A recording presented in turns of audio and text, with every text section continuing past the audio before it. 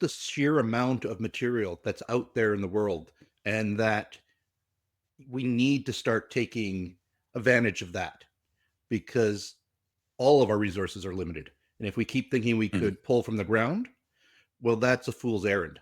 And we need to be looking at alternatives and ways to move into places that we can reuse the materials that we already have.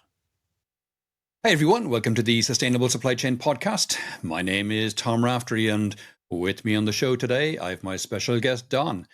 Don, welcome to the podcast. Would you like to introduce yourself? Sure thing. My name's Don Weatherbee. I am the CEO of Regenx. Regenx is a tech company that specializes in recycling the platinum and palladium from spent catalytic converters, especially in the diesel sector. And what was your route to Regenx? So my route is through mining, actually, and an accounting background, accounting finance type thing. And so I worked for a coal mining company out of university, and then an oil sands mining company, and then left those, and I joined what I thought was going to be a junior explorer. That we had some properties in Spain and thought, just continuing the mining. But they had, just before I started, they had sold a property and had cash and was deciding on, okay, what's the future?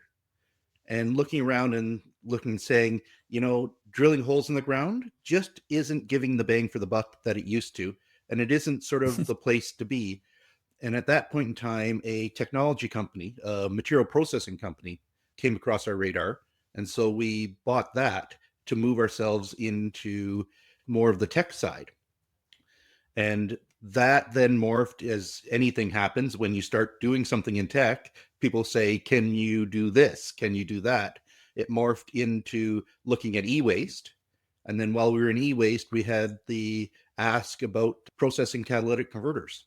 So a little bit of a winding road. We've went from drilling holes in the ground to becoming an urban mining. Okay. And what has surprised you most in your journey from being a miner to now being a mining preventer? So, well, it's just the sheer amount of material that's out there in the world, and that we need to start taking advantage of that because all of our resources are limited. And if we keep thinking we Mhm. could pull from the ground, well, that's a fool's errand. And we need to be looking at alternatives and ways to move into places that we can reuse the materials that we already have. Talk to me a little bit about what it is you guys are doing, because we've skirted that quite early on. You're taking catalytic converters from diesel vehicles and doing what with them? A, why diesel in particular? And B, what is it you're doing then with those catalytic converters? Sure. I'll start with why diesels. So, Mhm. recycling catalytic converters has been a long-standing part of the industry, but they're more focused on the gasoline. And that's because how it's been traditionally done. Traditionally, recycling is done by large smelters. So, really putting them in large furnaces and melting them down. Diesels are slightly different.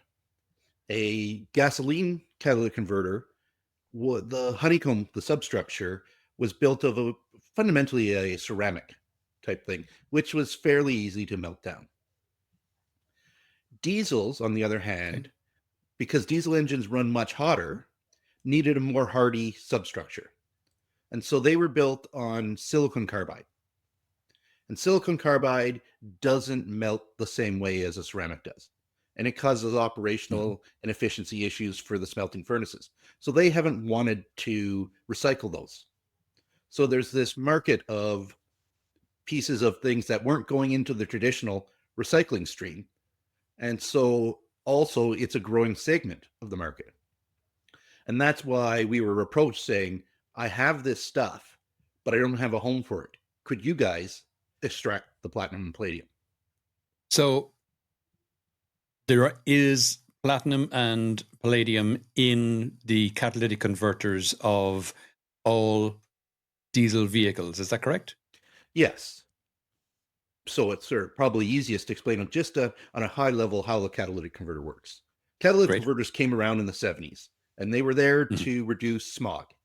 Yeah, people of our age and that sort of understand back in the 80s and that, traveling around cities, it was on its way to being a hellscape type thing with just the Mhm. sheer amount of smog on some days.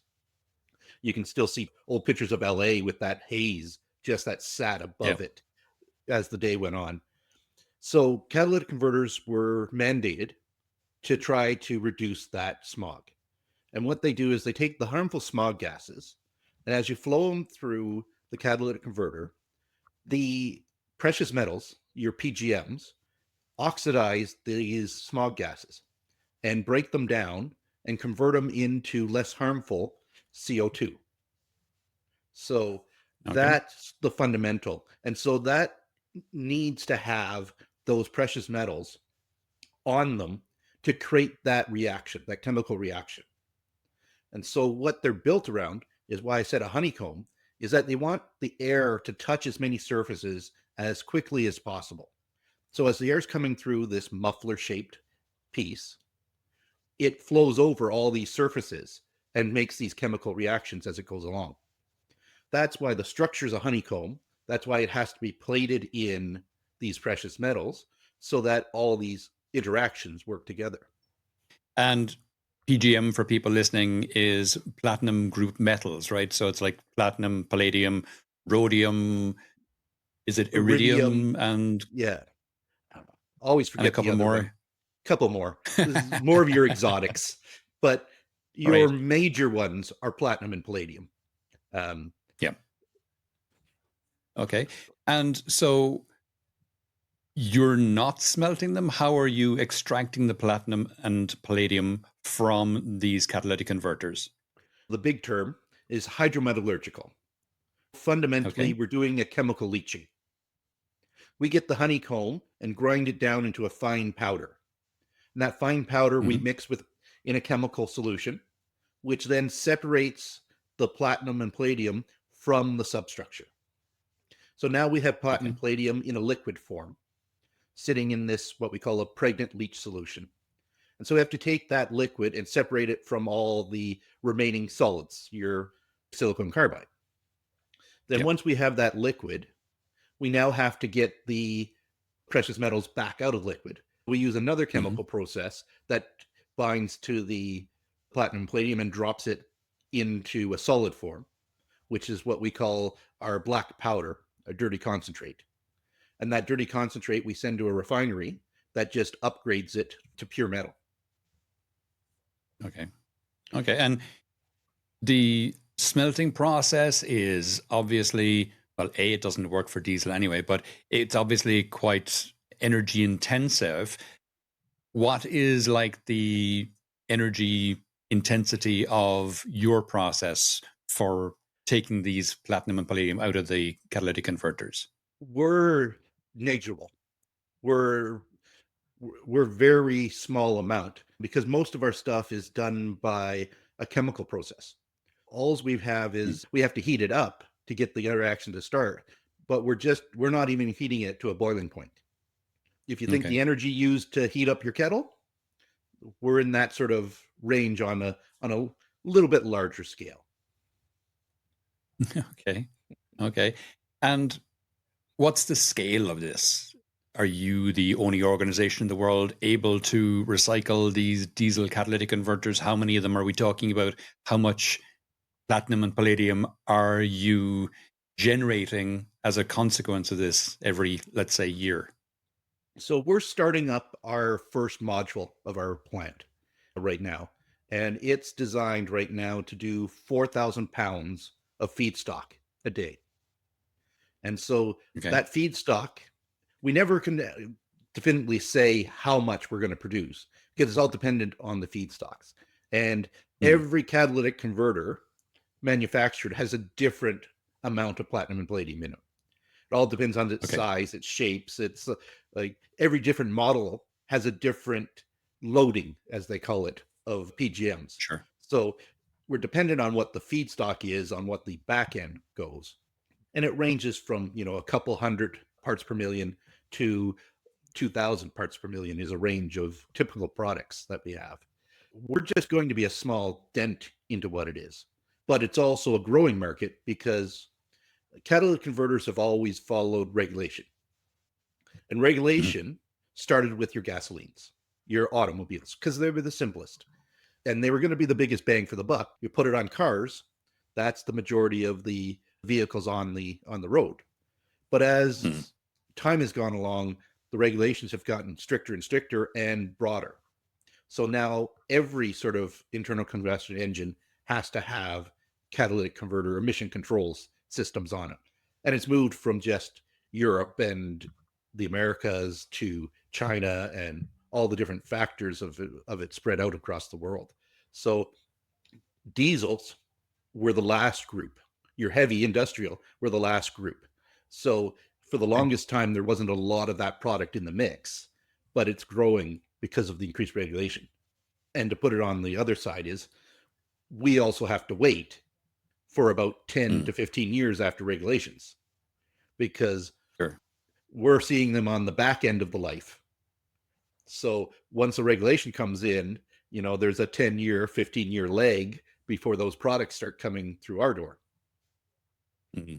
Of course. And you said 4,000 pounds, so that's about nearly 2,000 kilos. How many roughly catalytic converters is in that 2,000 kilos? Again, same thing as the loading is the same. They're all different shapes and sizes. Some of the general things, it's about 2 kilograms per a catalytic converter. Okay, so about 1,000 catalytic converters per day is what you're aiming at starting off with. Yes. And just as a thumbnail, it includes them all, but there's about 27 million catalytic converters that are scrapped a year. Okay, well. And what happens to them, because you said you're just starting out, what happens to them now?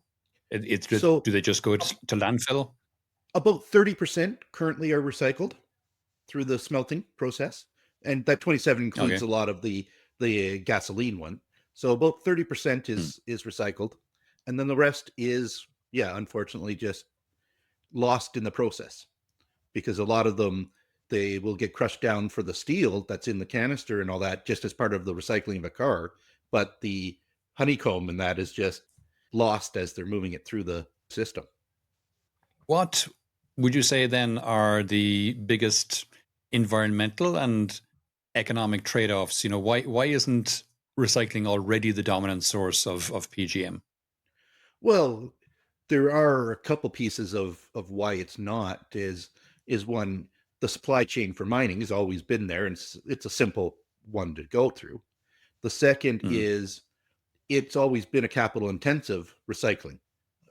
Building a smelter is not an easy thing to do, and not just on doing the capital for a smelter, but where you can put a smelter. I mean, it's not like people want these big smokestacks in their backyard.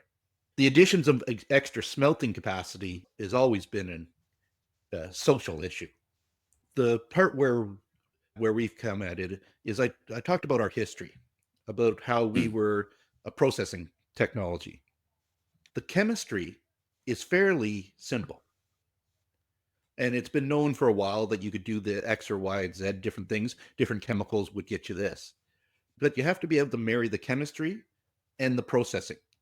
Because like I talked about, you're changing states, you're having it from solid to liquid to separating out liquids. And we're dealing in an acidic environment when we're doing this. All those things on wear and being able to maintain were all stuff that are the hardest part of doing this. So that's where some of our expertise came in, is that we fundamentally looked at it from the process side first, and then how do we add the chemistry to the process? And so that's where our niche has been, is that we've looked at it a little bit differently. And what is the market these days for platinum and palladium? Obviously, platinum is used in jewelry, as we know, and also, as we now know, in diesel catalytic converters. Where else is platinum and palladium used? What's the market for the output from your process? Yeah. So palladium first. The majority of palladium is used in catalytic converters with a small amount in industrial side. And some of the industrial is again into your catalytic converter type things because even the smokestacks on the factories have had to put emission controls. And these emission controls use the same PGMs. So there's that industrial base, but the majority is reused in automobile catalytic converters. Platinum is the same, but there is a little bit more of there's an investment segment and the jewelry segment along with the industrial and the catalytic converters. There is a future piece that is starting. Hydrogen fuel cells. Hydrogen Mm-hmm. fuel cells, they need anodes in them to create the electric reaction that creates the hydrogen and the water type Sure. thing. So those are made from PGM. So the growth of Okay. hydrogen fuel cells is going to facilitate the growth in use of PGM metals. Okay. I wouldn't be holding my breath on that one. I don't see hydrogen fuel cells really taking off, certainly not in the transportation sector Not anyway. But I not in take your point. Yeah. transportation, but it's just Yeah. there is some of these new electric pieces fundamentally Hmm. base the energy sector is a future market of PGMs is more where I was hitting on that. Okay. Okay. Good. Good. And currently, I mean, PGMs, palladium, platinum in particular, they're mostly mined in either South Africa or Russia. I've driven past several big platinum mines in South Africa. Russia obviously is a terrorist state, not one we want to be doing business with. South Africa, it's more stable, but it becomes a single supply source. Well, that and the biggest issue with South Africa is their infrastructure. Is that True. they have a lot of issues with electric generation. If you're going to do mining, a stable electricity is an absolute requirement. So to count on them to be able to increase supply is an infrastructure issue with that part of the world. Yeah. So you're hoping that obviously you'll help the market out by not requiring South Africa to increase its mining, but rather look to yourselves as you step up and scale up your processes to start supplying more and more of the market with platinum and palladium. Yeah, and it's already required. Sort of, there's some statistics out there that there's been an average shortfall of 259,000 ounces of platinum and palladium combined over the last 8 years. Roughly 80,000 kilos. Yeah. That's the current shortfall. And that's been made up through stockpiles or that sort of thing. But there's already an undersupply compared to the demand of the world. Okay. And what's the supply of catalytic converters like? Like we talked about before, there's about 27 million that are scrapped every year. And so as the cars come in and out, there is a large supply available, especially things only about 30% currently make it through to the recycling supply chain. Where we think one of the opportunities is to go completely circular. And it's to work in conjunction with manufacturers because Mm. a lot of the auto business, especially on the parts, there's already a structured system of cores where you do an engine, send back the engine core, you get a credit type thing. So there's already an infrastructure that a lot of these manufacturers are collecting supply of used. And so, especially when things are in short supply, if you Mm. have your own circular supply chain of recapturing some of the precious metals you need to produce your materials, that becomes a whole competitive advantage that we are discussing with some potential partners. And obviously, this 2,000 kilos per day, we need to scale that up. Why hasn't there been more investment in this space to date? Why is it only now that this is starting to come on stream through yourselves? Well, what I also said is that it was a small niche that's growing. Where Hmm. we've looked at is Okay. that because for the longest time gasoline was the dominant and there wasn't need on Hmm. diesel. You have to look back again. We talk about this 10-15 year time delay. It was a very small section of the market, and that it wasn't worth chasing. But Yeah. with the regulations increasing, it's becoming a more and more of an issue, and it's becoming more and more of a part of the larger supply of what is coming into the collectors. I saw recently data showing that the global sales of internal combustion engine vehicles peaked in 2018 and have started now their long, slow decline as EVs start to increase their share of the market. That means the supply of these catalytic converters, because obviously EVs don't have a catalytic converter, so the supply of these catalytic converters is going to start to ramp down. Now, I get there's a 10 to 15-year lag, but 2018, 10 to 15 years, 2033, we'll start to see the peak of catalytic converters appear on the market. So, are you guys thinking forward to what happens after 2033? Two parts to that story is, Mm-hmm. again, where the peak happened is in your gasoline auto. That's the first section that's being replaced by EVs. So there's very Right. little right now EV. The EV replacement of your diesel sector isn't as robust, and it hasn't started to come in.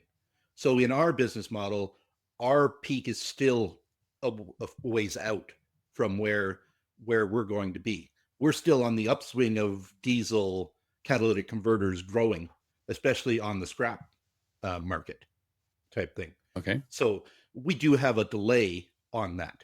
And we also believe that that segment of the market is going to be much harder to quickly replace. EVs are great and are going to replace most of the city cars. Your Yep. shorter distance, your less use, when you can shut them down for 10 hours at night and have them plugged in into the grid overnight where the grid is less used. All those factors around limited use are great and will be replaced by the EVs. Mm-hmm. But when you start talking into heavy duty and you start talking about a trucker who's doing long hauls, well, their biggest things are the economics are determined by weight and by time. And so if they have to shut down the vehicle for an extended period of time for charging, or they're reducing what they can haul because of the extra weight for batteries, well, that's going to be a much harder conversion in the marketplace. Sure. And so those are the factors we're looking at what our niche is. But we also know that that's happening. And we're looking at saying, okay, because our process will work for this, what are the next pieces that we could be adding to our portfolio? And that's where the concept I threw back about is urban mining. So we started in one niche of the urban mining, but there's lots of other applications where there's potential for it. We just picked the simplest, readiest fruit to go after as a beginning for what we're doing. And if you're at the moment looking at 2,000 a day, and was it, how many million a year did you say you're scrapped? 27 million. 27? 27 27 million. million a year. So you if you did 2,000 a day, it'd be a long time before you get to 27 million. Yeah. So, and even then, it's only 30% of them that are recycled. So there's 70% that you can tap into market wise as well. So you could increase your market very easily that way, Yeah. or your market, your supply, I should say, very easily that way. So yeah, no, I can see it scaling quite well, quite nicely. And obviously, there is a market for the output as well. So this all looks rosy right now. And it, as you say, it will take a while for the diesel market to be supplanted by EVs. In terms of just, I'll push back a little on that because Sure. the heavy duty trucking, the new megawatt charging standard for trucks was rolled out last year. So it should be the case that truckers can recharge their trucks in 30 minutes to an hour max. So if truckers are driving anyway, they will have mandated stops. Yes. So once you combine the mandated stops with the megawatt charging standard, then it becomes a non-issue. The biggest right now issue with heavy duty trucking and EVs, shifting heavy duty trucking to EVs, is the rollout of the megawatt chargers. So they haven't been rolled out in force yet. It's the infrastructure. And Yeah. especially, and that's where I came back to the city stuff is easy Mhm. because it's easy to Yeah. put the things. You look at the US, trends cross pieces. It's the infrastructure issue is going to be what's the slowest piece when you're talking longer distance and rural Yeah. communities and all those pieces. It's not that the technology isn't there, it's the rollout of who's paying for infrastructure.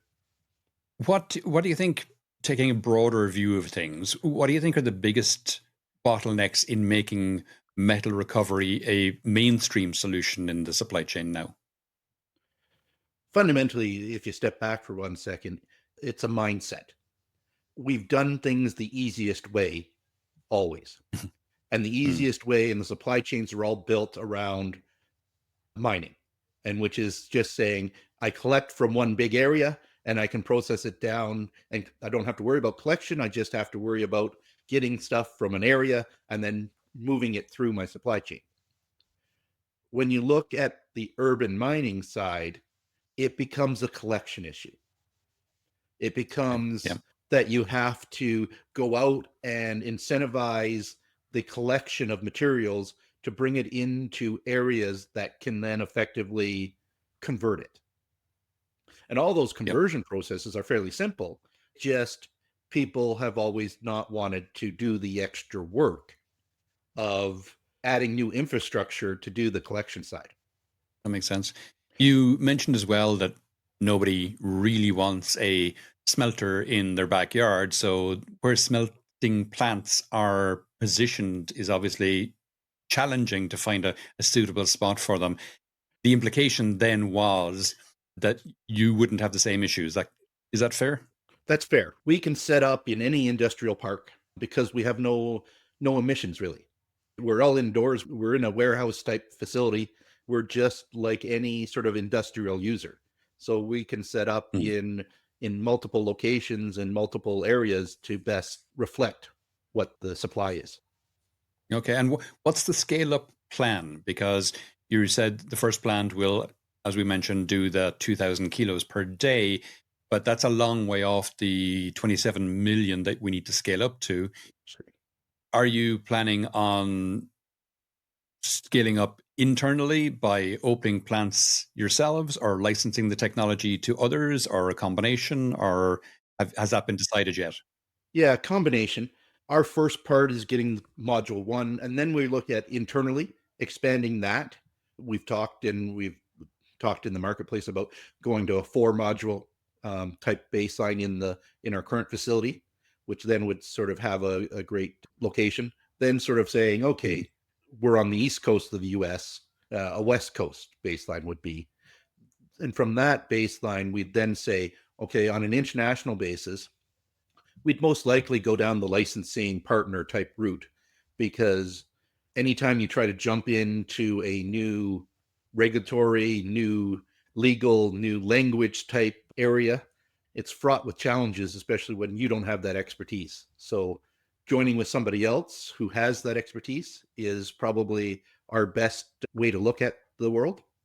And what kind of regulatory changes would you say should be made or could be made that would supercharge the shift towards circularity in the PGM sector? Well, the recycling side of the business is not really given any of the advantages that your traditional minings have, whether it be rebates, regulations, increased infrastructure, all those pieces that local governments, national governments historically threw at mining things.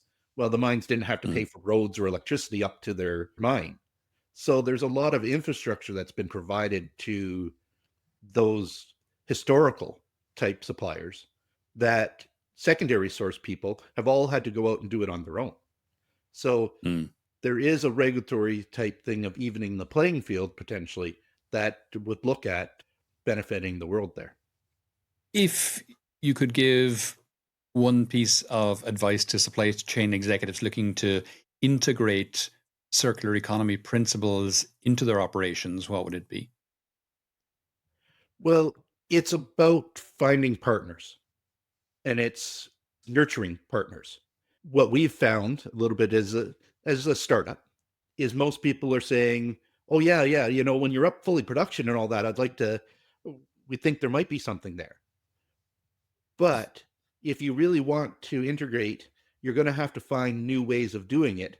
And you're going to have to look at being able to support some of these startups and help them move from step to step, because there are so many hurdles put to a startup to get to where it can be, that there's a lot of groups who talk the good talk about wanting to integrate, but only want it when it's easy, and only want it when it becomes convenient type thing. So where I look at it is saying, you can't just talk the game.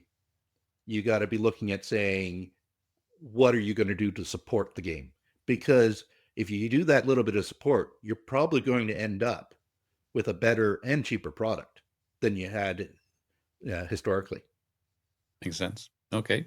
If you had unlimited resources and zero constraints, what's the dream innovation you'd build? Well, we're building what we want to build. And we wouldn't have built bigger because we needed to learn as we went along. We were building a first of a kind. And a lot of the things we talk to people about challenging is there's a lot of things that work in a lab that don't work when you go up to scale. And a lot of it has to do is that not that the stuff doesn't work, is that the process doesn't work. Because things that you can account for in the lab, to give the examples, pumping on small scale never not works. It will always brute force, because you can never make the pump small enough that will be applicable to your full scale operation. And so once you get into full scale, movement of material is a whole other ball again. It's a whole other piece. And you don't know it until you're at full scale, because theoretical won't tell you anything until you're doing it. And we've had those challenges as we've gone along. We went with the things that were industry norm. For example, we used a glass line reactor, but silicon carbide is a lot more abrasive than most materials. And it sort of just wore the glass really quickly, because the glass line's only a couple millimeters thick. And so we were up and running, and then we started running full batches on a more consistent basis. Well, the wear just exponentially increased, and there was no way to know it, because again, you're talking on scale. You never have something as thin in your lab as the glass that you're actually working with at scale. And you couldn't tell it's going to wear off this glass that quickly until you were running multiple batches in a day. And that was an unexpected setback.